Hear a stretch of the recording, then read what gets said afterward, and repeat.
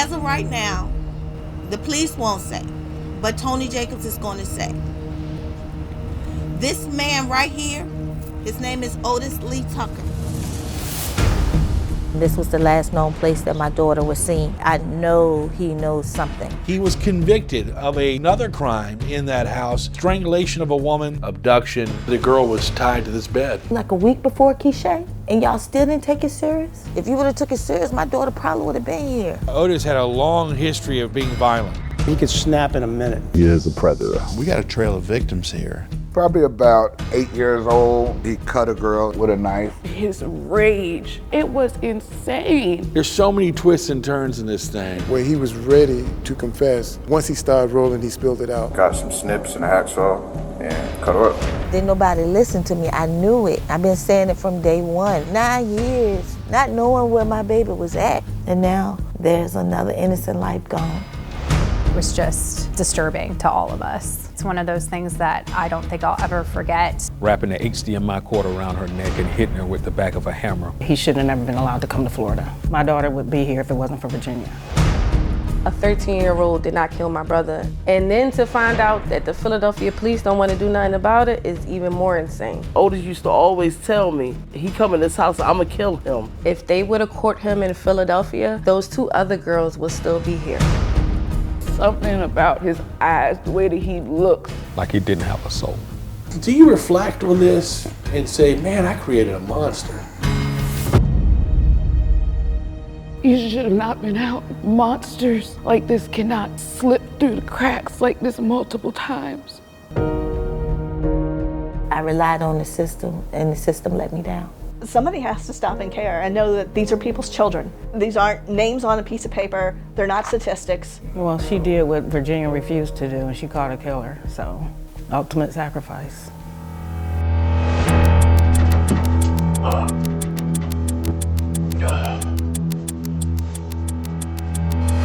How did it happen? How did Otis Lee Tucker fall through the cracks, given his history of violent rage dating back to his elementary school years? How was he allowed to continue his predatory ways, leaving a trail of victims up and down the East Coast? I'm John Burkett. In this Reopen the Case documentary, we'll travel through 4 states, Pennsylvania, North Carolina, Florida, and right here in Virginia, uncovering horrific encounters and systemic failures.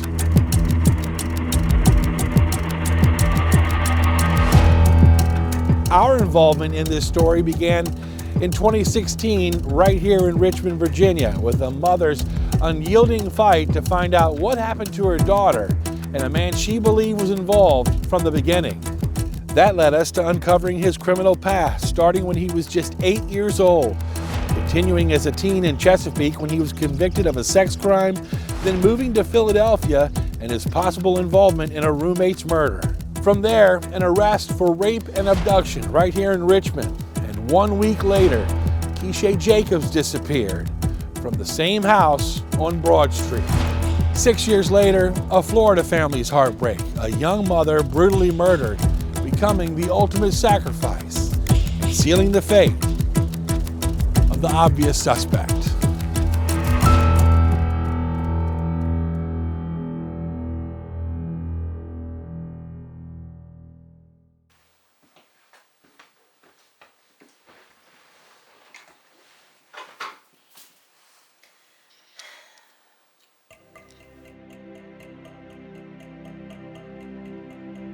Candace, neighbors say police searched this park yesterday afternoon. This is an area close to where 21-year-old Keeshae Jacobs was last seen, a woman who is close to her family. They haven't heard from her in more than 10 days. I first heard about the case when I got a phone call from Tony Jacobs, and that's Keeshae's mother. She came to the media about 2 days later, so September 28th of 2016, and said she needed help finding her missing daughter. She was 21 at the time she went missing. She was last seen at a house on Broad Street, September 26th of 2016.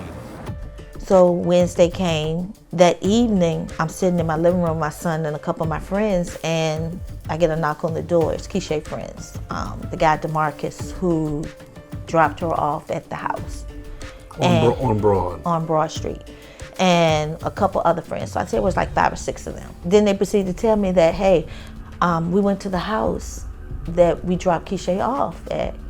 And the guy said that she wasn't there. I was like, so you did what? What house is this? So I was very upset and was like, take me to this house. So I made them show me exactly where this house was, which was like maybe a few hours after they had already been to this home. So I was furious because that guy could have had enough time to do anything he wanted to do with my daughter. Tony went to that house in Churchill. She was able to speak to a guy that said his name was Omar. She asked him questions about her daughter. He was giving her a timeline that didn't make sense. She was increasingly getting more angry about why he couldn't provide where her daughter was. So we can confirm she called dispatch and told them that this story wasn't adding up. After Tony Jacobs called 911, officers were dispatched to that Churchill location. But kind of crazy enough, afterwards, I don't know how much time had passed, but Otis picked up the phone and called Detective Hughes, who was at that location a week prior investigating Otis for a rape and abduction. When I talked to Detective Hughes, he told me what his name was, and I was like, okay, why are you here?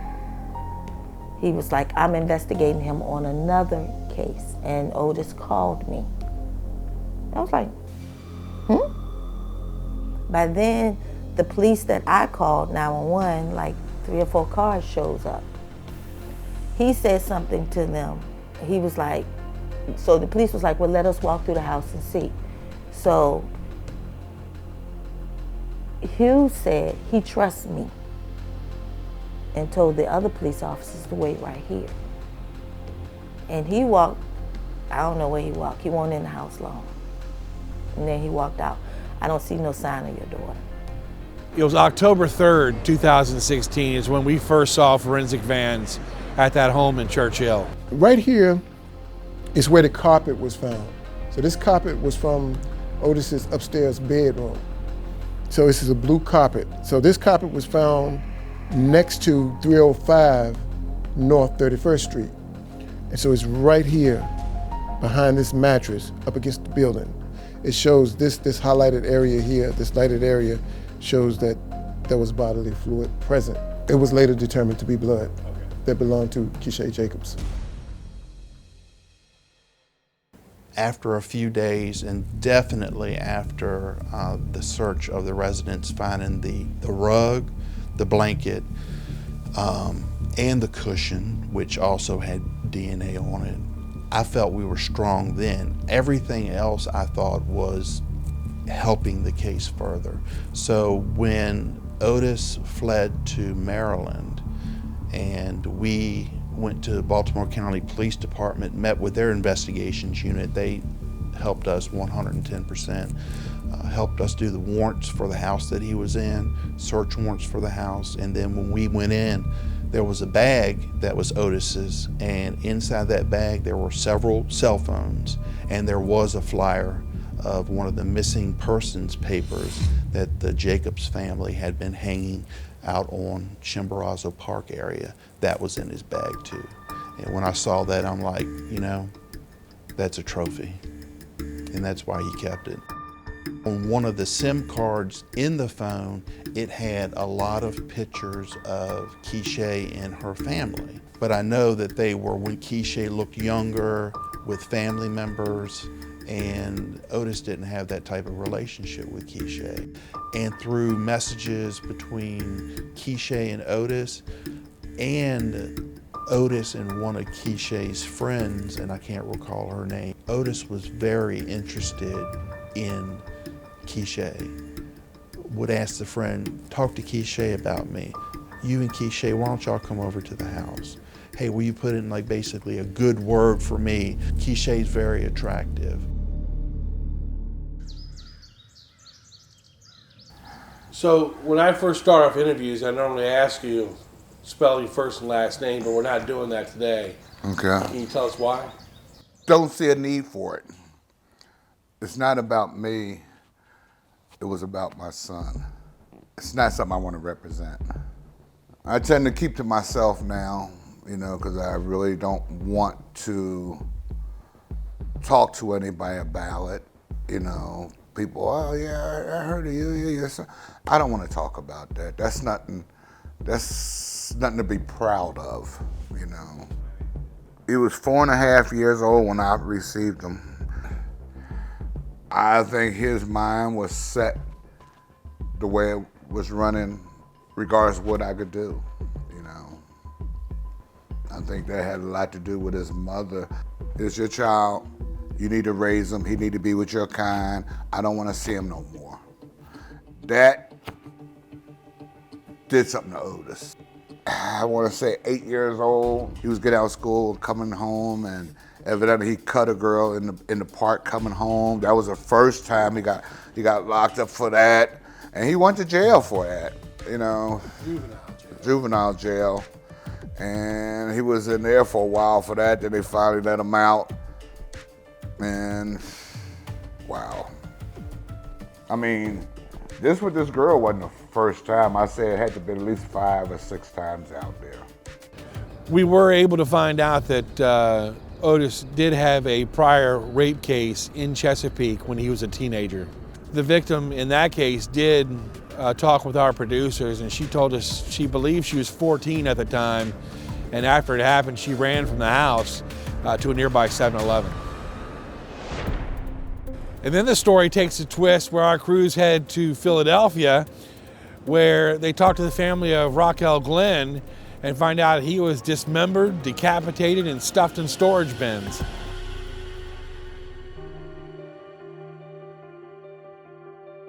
So Raquel was the first grandchild born to my mother.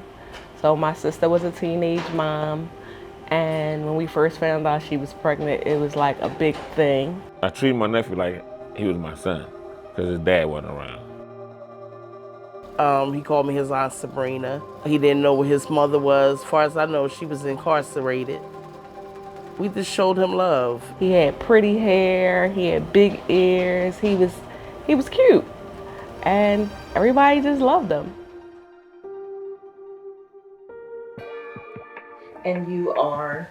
Raquel's sister. It is 4 of us. Growing up, I didn't grow up with my mom.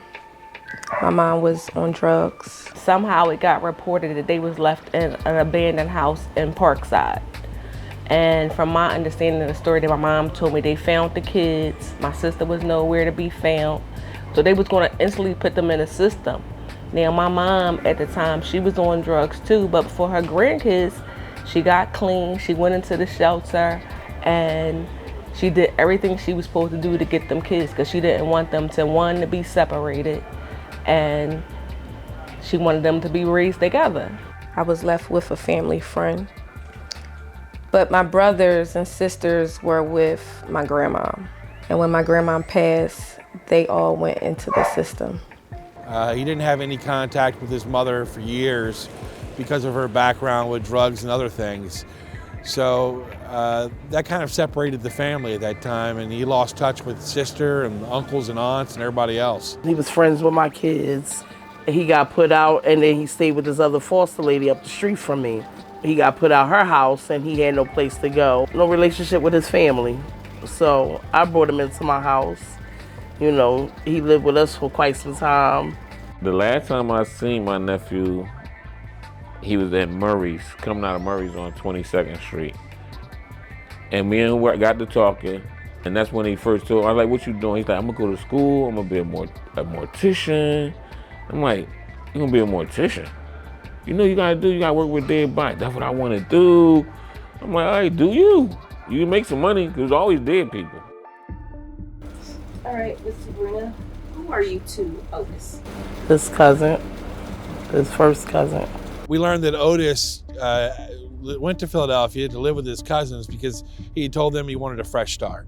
So, be as though he didn't know his dad's side of the family, he didn't know me and my kids like that.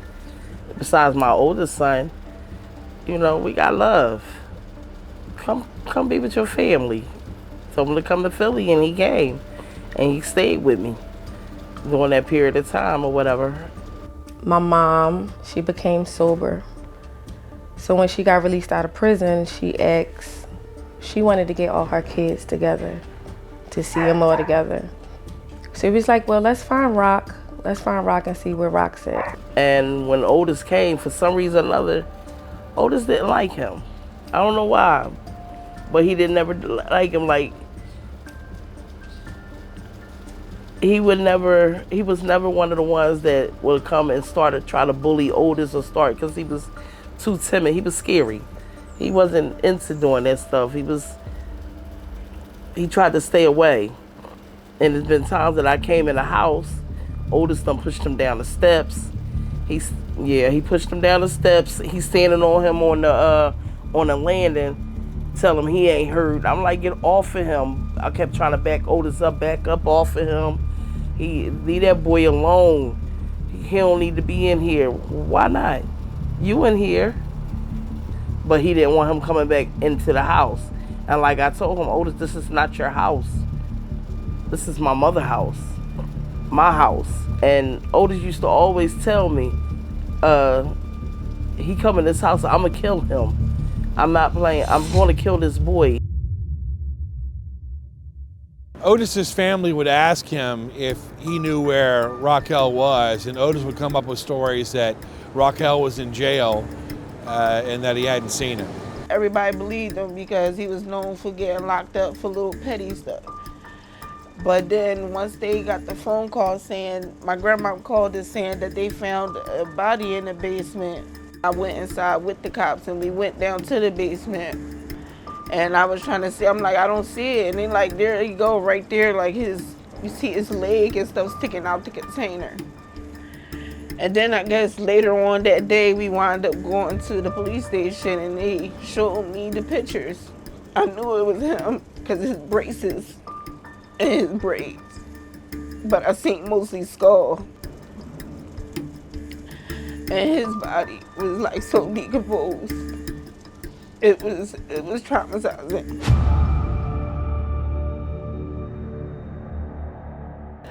And one day I'm at my job and I get a phone call and the person asks, can I speak to Doretha Glenn? And I'm like, speaking. And he told me he was from the medical examiner's office, but because he said he had information about my nephew, I think I just didn't hear it. And he said, I have information about your nephew, Raquel Glenn. And I got happy because I hadn't heard anything in years. But when he said what he said, like, I broke down. I hung up on the man. Now, I remember hearing the story on the news about them finding the body in North Philadelphia, and the person who was remodeling the house found the body. And that's how the cops got called. I'm like, damn, I feel really bad for that family. Like, that's sad, not knowing I'm feeling bad for my own family. So me and my mom and my aunt went to the Philadelphia Homicide Division to see, because we never knew what really happened to Rock. So it was two detectives there, and they were explaining to us that they had a full confession from a 13-year-old. This 13-year-old had told them that him and Rock were arguing or fighting over a white t-shirt, and that he had hit Rock in the back of his head with a pole or a pipe. And Rock fell and he dragged my brother, who was 22 at the time, down the basement and cut his body up. At that time, my mom just wanted to see her son, the pictures of her son. And the detective was like, no, I can't let you see this. And my mom straight snatched it out his hand. When she was looking in the pictures, we seen a picture of my brother like put together on the examiner's table. His head was disconnected, his torso, his arms, and his knees. And he was like laid out, put together. And then the next photo was the crime scene photo of actually how they found him. He was in a blue storage bin, and like his hand and stuff was hanging out the storage bin, but the top was on the storage bin. And it was a bunch of bugs, like black bugs. You've seen black bugs. And the last picture is the one that I will never get out my head. There was a hole in the back of my brother's head on this side. It was so big you could put your fist in it. and his hair was still connected to his skull. And then my mom just broke down. I remember me asking them, can I see this 13-year-old? And I remember them showing me a picture of like a little short, stubby little boy. And I remember me saying to the detective, that little boy did not do this by himself. He could not have did this. So for them to say that he did something like that, murder anybody, no, he wouldn't even harm an animal, let alone a person, let alone somebody that's close to us. We called Rock our brother. A relative told us that the Tucker family in Philadelphia convinced someone, a younger teenager in their family, to take the rap for the killing of Raquel because they were sure he was going to get lesser of a sentence if he did so. But the mom and sister of that teen want to clear his name. They don't believe that their loved one was involved. They believe Otis had something to do with it. Before he left to go, he said he was leaving Philly. He was going back to Virginia. And I didn't understand why. He seemed like he was in a rush. His eyes was all big. He looked like something was going on. You brought the machete to me that night, I remember. And I don't understand how this trial went on, and they didn't have no evidence. Only thing they had was my son coming in and out the house. That was it. They didn't even have a murder weapon. And how I know that they didn't have the machete is because I gave it to my daughter, friend, so he can clean it and sharpen it up for me and stuff. But his van got taken and the machete was in the van and it was gone. What's going to happen to her? Nothing? So she allowed to keep evidence? It's just crazy. And for the cops not to investigate, like, did you ask the little boy how you cut him up? What did you use? Where's the machete? The teen that took the rap for Raquel's death had just turned 15. His name was Richard Tucker. He did go to juvie and serve time for the murder until he was 21 years old. And several months after he got out, he was killed too. And his murder remains unsolved in Philly. It wasn't family that was trying to persuade him to take no blame for nothing. It was the other ones, the friends. Before he was convicted, did anybody say that Otis did it? Was anybody trying to tell? I did. You did. And I did. Yes, so we before, did. Nobody wanted to listen to me. Yeah, I said the same way he died is the same way he got into that fight. It's like me seeing it without being there. The Glenn family tells us they're upset because they had no idea that Raquel's killer had ever been caught. They never knew that Richie served time. And they didn't find this information out until Reopen the Case called them. The right person needs to be charged for this murder, not just the person that said they did it and now we know they didn't do it. Our producer did reach out to police. They told us that, hey, somebody's been convicted for this. It's not a case we're looking into, and we still haven't received a call back. I know the outcome of that case. I know he walked on that case. Do I feel comfortable that... Do you feel comfortable that he was not involved in that case?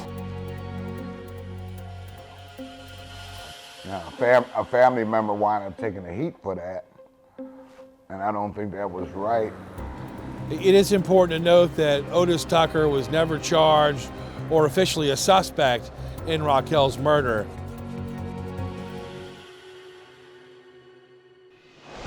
We did come across another victim, Romani Shabazz. She is the one that I've told our producers, I think she's the one that got away. When I look in your eyes, you make me so crazy. And I want you to know how much you're meaning to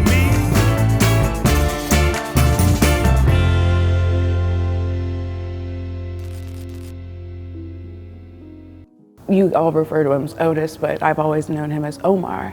I will say, like, he was very charming, bought me flowers, you know.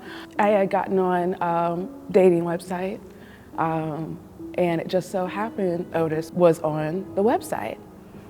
And we both shared a couple of things in common, but one of them being that we went to the same high school. And so I was like, jogging my memory, and I was like, okay, I do vaguely remember him, but I don't remember seeing much of him because as far as I knew, he was like in an alternative school. So They were in a completely separate school than we were, but they were still part of our class. So I was like, okay, I vaguely remember who you are. And so it just so happened he was like, well, I'm in Richmond as well as you. And so that's how we connected, or reconnected, really. She said at the beginning of the relationship that Otis was very charming. And it wasn't until later in the relationship where she discovered that he had an anger problem. He asked me to take him home one night from his job. And okay, great, I'll take you home. Only to find out his home was a halfway house. And I was like, wait a minute, what is this? And then he lets me know, oh, I just got out of jail. And I didn't necessarily pry, but I was like, for what, you know? And he was like, oh, it was for like beating up somebody, something, you know, nothing against women or anything like that. So I was like, okay, I'm just kind of shocked that you wouldn't lead with that, but okay, still very charming, very kind. Romani was comfortable enough with Otis Tucker to bring her young son around him and often dropped him off at a house on Stockton Street where there were some babysitting services. And then she tells a story of one night going to pick up her son. She put him in the car and Otis and her got into a disagreement. It wasn't until my mom kind of stepped in, and honestly, that was one of the biggest red flags for me when she met him. And she was like, it's something about him. It's something in his eyes, Monty. I don't like it. And that's when, as a mom too, I was like, if my mom feels that way, that was the only time I've ever genuinely understood my mother being scared and my maternal instinct kicking in at that point. How was he with your son? Very careful, very kind. Like I said, he didn't show anything that worried me until he did. And that's when I was like, pump the brakes immediately. When that happened, that was where he crossed the line with me. And what is that? What's that instance you're speaking of? One evening, we had gotten into a very, very bad argument. I don't remember the specifics, but it was evening time. I picked my son up. I just picked my son up, and we were outside of the house on Stockton and arguing. And it got so intense. His rage, I had never seen that in anybody that I have ever known. It was terrifying. And I was like, my son was in the back seat witnessing this level of yelling and anger and rage. It was terrifying. And that man grabbed my car door. This was a brand new car I had just gotten. And he proceeds to damn near rip that door off of the car with his bare hands.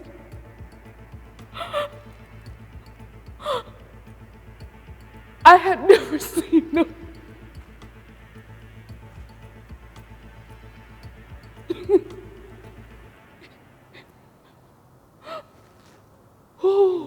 It was almost like it had happened 2 days before we did the interview. It was fresh in her mind, and it's been over 10 years, and it was still fresh. She was shaking, she was nervous, she was crying. I was so scared. I called the cops. I was like, absolutely, because I could barely get in the car and close the door back because it was barely shutting because it was almost ripped, it was bent. So I get it closed and lock it and call the police, and he takes off running. And then the Richmond police are out there on a manhunt in that neighborhood, in that shopping center, looking for this man. And that's when I knew, oh, this is the problem. I reached out to his family, and they were like, ma'am, we've been through a lot with him. And then here we go with more red flags. What else? Do you consider yourself the one that luckily got away? I do. It is sad. It's sad. The rape victim that happened a week prior to Keeshae's disappearance was actually a co-worker of Otis's at a pizza shop in Richmond. And she wanted to get her story out. She said that several times, but shortly after asking for that interview, she unfortunately passed away. Of course, we're not mentioning her name because she is a victim. She told producers that Otis and her would go back to that home on Broad Street, sometimes dabble with drugs and have sex. She said something that triggered Otis, and he began fist fighting her in that house on Broad Street. That's where he picked up the charges of strangulation, rape, abduction. She told us that he tied her up, and when she was able to get free 9 hours later, she ran down to the police and asked for help.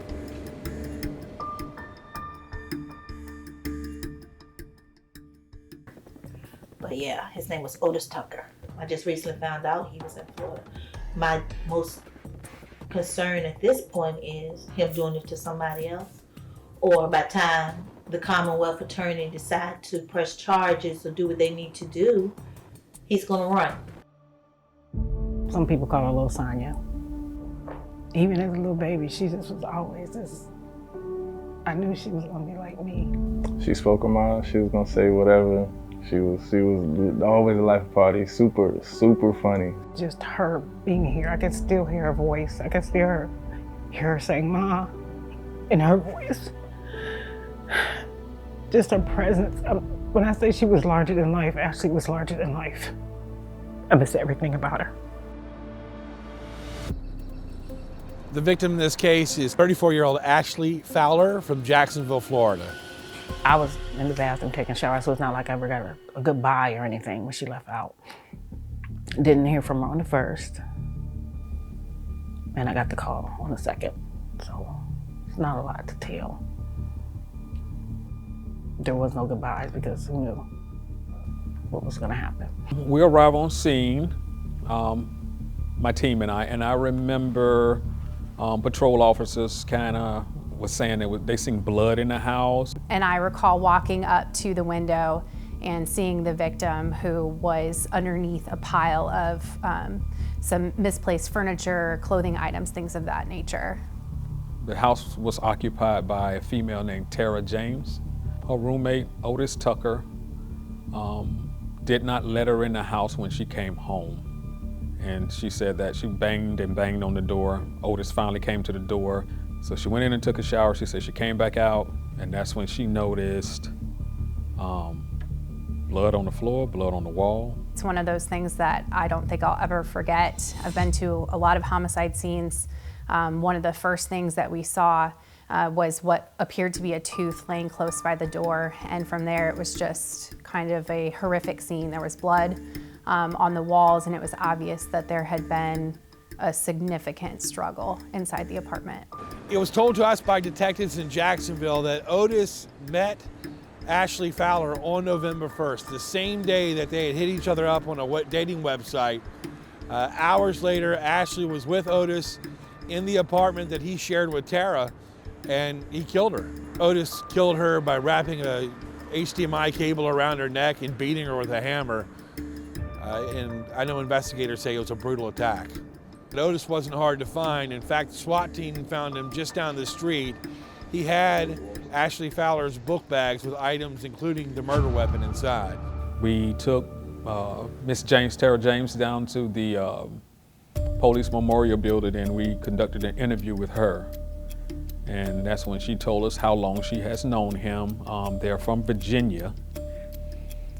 She said that he was in jail for choking a girl, and she did tell me he may have something to do with a missing girl in Virginia. It didn't register at all, no. Well, surprising and brazenly to detectives in Jacksonville, they learned that Otis, once he left the homicide scene of Ashley Fowler, he searched for a bus ticket and Google searched Keeshae Jacobs' name. He said if we gave him crack cocaine, he'll tell us anything we needed to know. He even wrote it on a piece of paper. So that lets us know that he had something to tell us. if you wanted crack cocaine. You had something you wanted to tell him. Of course, we didn't give him any crack cocaine, but he asked us for some. How you get all the marks and scratches on you, man? What happened? One of the biggest pieces was as I put her picture down, I let him see us. Don't look familiar, man. He would continue to stare at it, which he did. So that let us know he did. If he didn't, I would have put a random picture down of someone else that had been killed. He would have told me, oh, I didn't do that. But the fact that he marveled his work, he liked his work, that's why he continued to stare at it for about an hour. From the beginning of this case and learning his history and just how egregious this case was, it was a case that our office decided was worthy of seeking the death penalty. We did the indictment process to indict him for first-degree murder, but ultimately he pled up to the judge and was exposed to up to life in prison, which was, was a decision that our office had to really contemplate if that's what we were comfortable with, because it was a case that we thought was worth death. But those types of decisions are not just ours. We communicate with the victim's family, and they did not want to go through the trial process. They wanted him to be locked away forever.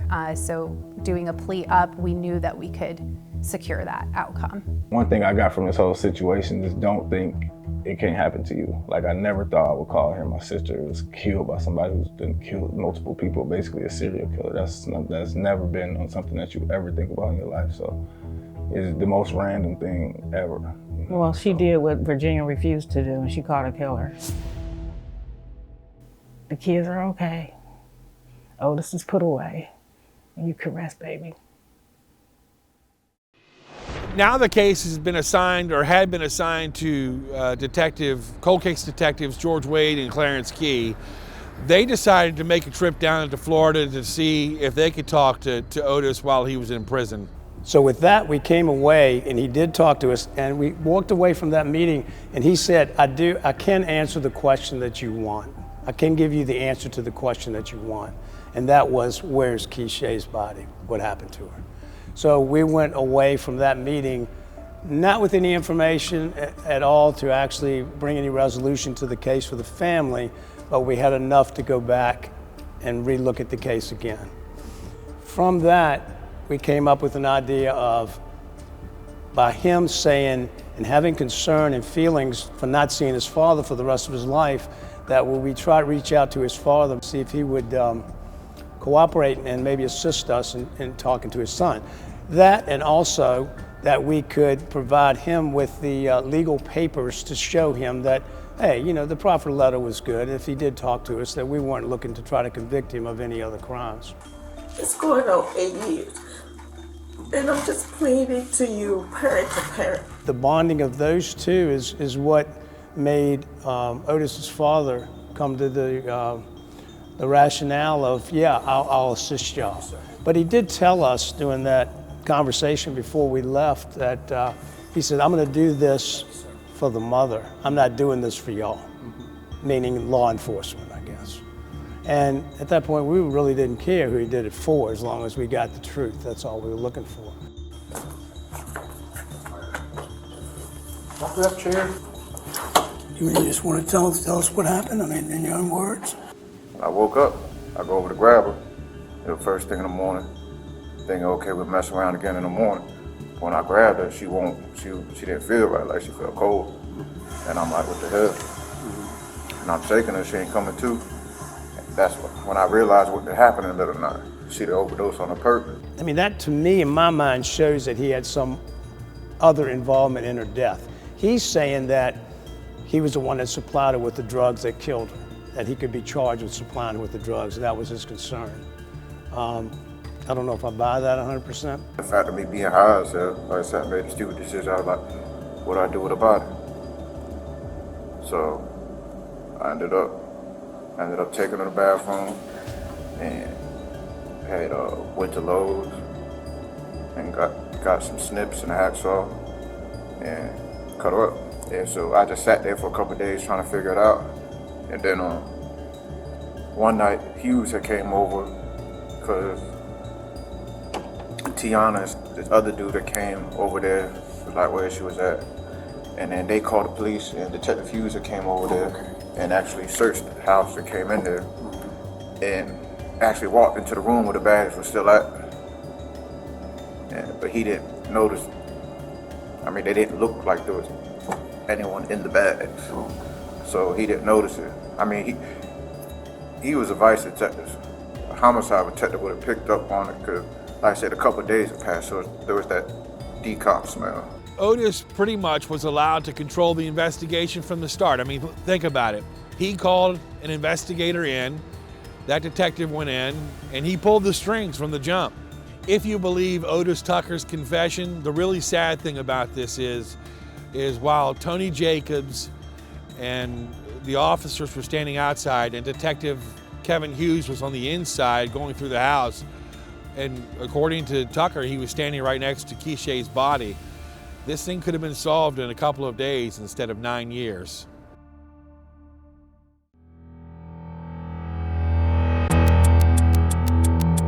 The facts about this case, if you think about it, they're alarming. I think the theme from all these detectives was they believed they had enough evidence to move forward with this. Well, the evidence was that that's the last place she was seen. There was a lot of blood found. It's not just a little dabble here. We're talking about blood-soaked cushions. The rug, the blanket. We knew that it was Keeshae's blood. We knew that she was in that house. Definitely Otis was the last person that was seen with her. She was dropped off at Otis's house. When detectives chased Otis up to Maryland. When I found that SIM card with the photos on it. And he admitted to having it. There was 20 or more images of Keeshae and her family. Why would he have her SIM card in his possession if he had nothing to do with her? Statements from all the other victims. So there was a lot of circumstantial evidence that police had already collected. I thought after that evidence had come in that we were right there on the threshold of probable cause. The evidence was presented to the Commonwealth Attorney's Office and they decided that there wasn't enough. We reached out to Colette McKeechan, the Commonwealth Attorney in Richmond, asked her to do an on-camera interview. She declined. She said, well, you send me some questions and I'll answer those and send you a statement. And that's what happened. We asked the Commonwealth Attorney if she could explain why her and her team felt the evidence was too insufficient to charge or indict Otis Tucker in connection with Keeshae Jacobs' disappearance. And she says, the Commonwealth stands by its prior response. My office first became aware of the existence of a memory card in 2024 when Tucker made his statement while incarcerated in Florida. This case has been classified as an exceptionally closed missing person death investigation case by RPD. Despite years-long investigations by multiple detectives and review of the evidence by multiple prosecutors, there was never enough admissible evidence to charge anyone with crimes related to Keeshae's disappearance. Some examples of this issue follow. For instance, forensic examination was unable to connect all the blood spots to Keeshae. In addition, following inquiry from the RPD, the medical examiner's office was unable to say that the amount of blood left at the scene was consistent with a fatal loss of blood by any individual. There were multiple reported sightings of Keeshae alive in multiple places in Virginia and in other states that continued up until 2022, more than 6 years after her disappearance. A second suspect could not be eliminated. Suspect number 2 was calling and texting and speaking with Keeshae right up to the time period she was last seen alive. He lied to police on several occasions about calling and texting her. He also claimed he did not know her. He allegedly told 2 people that he killed Keeshae and disposed of her body. We also don't know how many other people and possible suspects were in the residence with her and Tucker, or if anyone showed up after her arrival. There are still many outstanding questions from a legal perspective. Commonwealth attorneys want to win cases, but your number one job as a probation officer, your number one job as a Commonwealth attorney, and your number one job as a police officer is to protect the public. There is no reason why you're in that position to help people. You're not protecting the victims. You protected Otis, knowing he was already in trouble for possibly raping and abducting another woman, probably like a week before Keeshae. And the court systems, to me, is what causes people to keep from committing crimes, such as a parent disciplining their son in different ways. So, the more you can get away with, the more crime is going to be committed.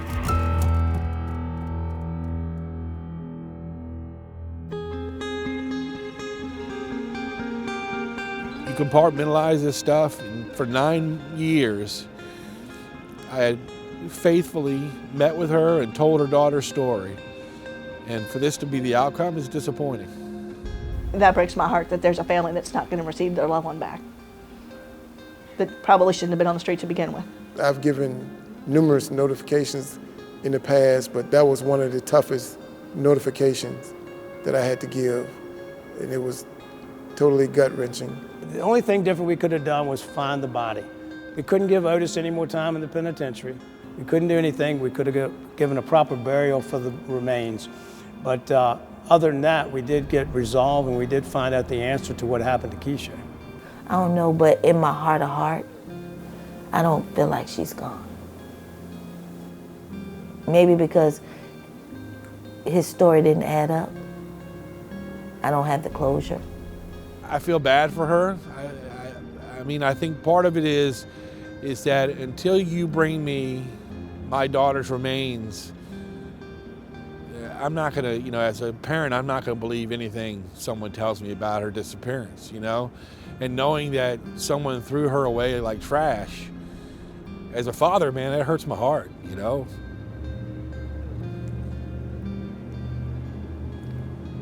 Closure has now come, but it comes in a way that looks antithetical. It looks different. You know, this is a mom who has been through the unthinkable. Miss Jacobs, I'll tell you what, for anything, and especially Keeshae and her other son, you want her in your corner. So we celebrate you, lady. For every flyer that you posted,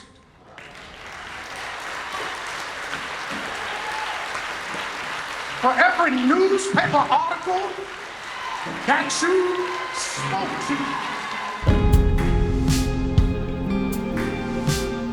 What I tell people, period, there's no better advocate for your family member than you, because you love them. If it don't sound right, ask questions. Keep asking questions. I don't care if it gets on their nerves. They can't tell you to shut up or leave you alone. You just keep yelling at the top of your lungs until you feel like you're getting the justice that you deserve. Don't settle for nothing. You have a voice. I'm still fighting for Keeshae, and I'm not giving up.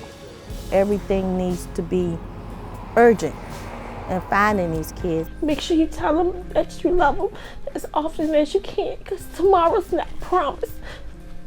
I am thankful that Wade and Key did go that extra mile for me. And they didn't stop. Y'all, reopen the case. But believing in me and believing in Keeshae and giving me this opportunity to tell my story and put Keeshae's story out there. So thank y'all.